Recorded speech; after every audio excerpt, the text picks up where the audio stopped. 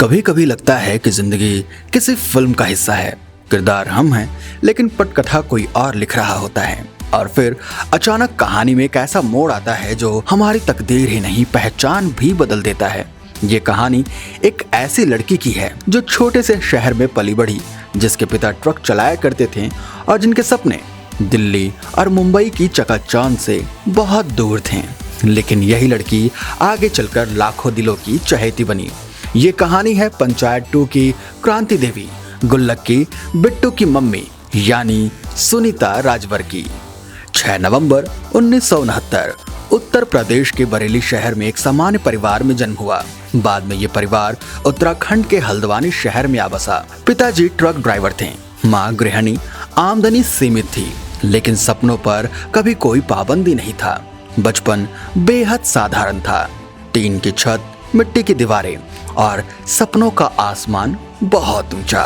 सुनीता बचपन में जब दोस्तों से मिलती तो कभी नहीं बताती कि उनके पिता क्या करते हैं। उन्हें शर्म आती थी, क्योंकि बाकी बच्चों के पिता या तो डॉक्टर होते, मास्टर होते या फिर सरकारी अफसर, लेकिन उनके पिताजी एक मेहनतकश ट्रक ड्राइवर थे।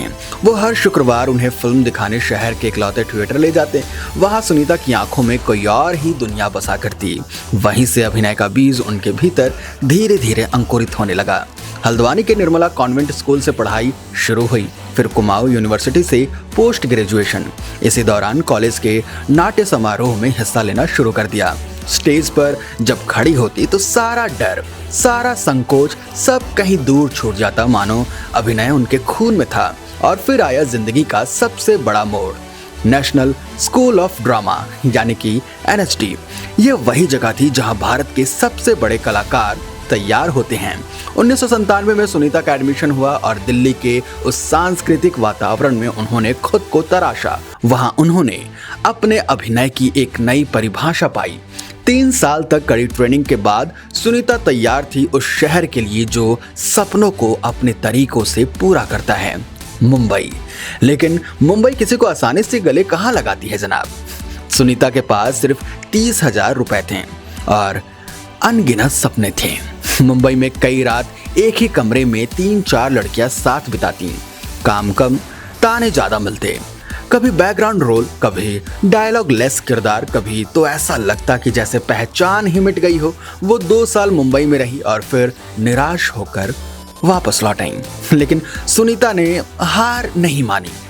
उन्होंने फिर से थिएटर की शरण ली। द लास्ट ईयर, डू कश्तियों का सवार, लेडी फ्रॉम द सी और ना जाने कितने नाटक। इन्हीं नाटकों ने उनके आत्मविश्वास को फिर से जगाया। उन्हें एहसास हुआ कि वो सिर्फ रोल नहीं करती, वो किरदार जीती हैं। इसके बाद धीरे धीरे किस्मत ने पलटना शुरू किया। उन्हें 2003 में पहला फिल्मी ब्रेक मिला, मैं माधुरी दीक्षित बनना चाहती हूँ। फिर बुढ़ा मर गया, संकट सिटी, हिस और 2008 में 1:40 की लास्ट लोकल। इनके इस रोल ने तहलका मचा दिया। इस किरदार के लिए उन्हें स्टारडस्ट अवार्ड में नॉमिनेशन मिला। सुनीता सिर्फ अभिनेत्री नहीं थी, वो डायरेक्टर भी बनी, स्क्रिप्ट लिखा, डायलॉग्स भी लिखे। मैं, मेरी पत्नी और वो में असिस्टेंट डायरेक्टर भी रही। टकीला नाइट्स के डायलॉग्स भी उन्होंने लिखे और स्ट्राइकर की कहानी और स्क्रीन प्ले भी उन्हीं ने ही लिखी। उनकी काबिलियत सिर्फ कैमरे के सामने नहीं, पीछे भी थी। टीवी के दुनिया ने भी उन्हें अपनाया। ये रिश्ता क्या कहलाता में है, धनिया का किरदार हो या फिर रामायण में मंथरा, हिटलर दीदी, संतोषी माँ, नीमा डेंगजोंगपा, हर किरदार में उन्होंने जान डाली।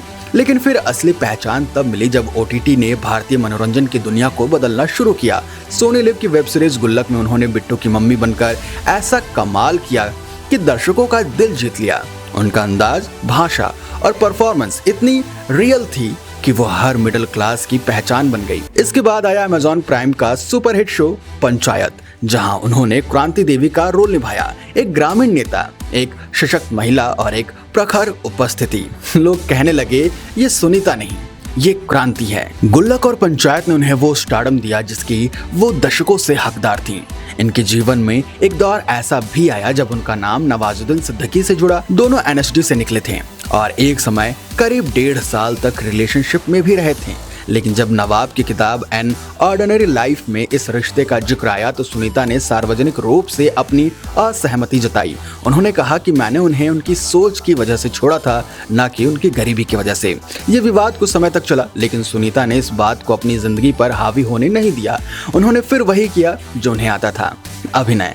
आज सुनीता की नेटवर्थ करोड़ में है। सोशल मीडिया पर लाखों फॉलोअर्स हैं। वो जानवरों से बेहद प्यार करती हैं और अक्सर अपने इंस्टाग्राम पर डॉग्स और बिल्लियों के साथ तस्वीरें साझा करती हैं। 2024 में एक और सपना पूरा हुआ। फिल्म संतोष के जरिए वो कांस फिल्म फेस्टिवल के रेड कारपेट तक पहुंची। वहां से उन्होंने जो तस्वीरें पोस्ट की उनमें आत्मविश्वास, संतोष और संघर्ष की चमक साफ दिखाई दी। उनका कहना है कि मैंने कभी नहीं सोचा था कि मैं फिल्मों में एक्टर बनूंगी। मैंने तो बस काम किया, बिना रुके, बिना थके। अब जो मिल रहा है वो बोनस है। सुनीता राजवर की कहानी किसी फिल्म से कम नहीं। एक लड़की जो ट्रक ड्राइवर की बेटी थी, जिसने पिता का पेशा छुपाया, वो आज खुद अपने परिवार का गर्व है। जिनके पास कभी फीस भरने के पैसे नहीं थे, वो आज राष्ट्रीय और अंतर्राष्ट्रीय मंच पर अपनी कला का परचम लहरा रही हैं।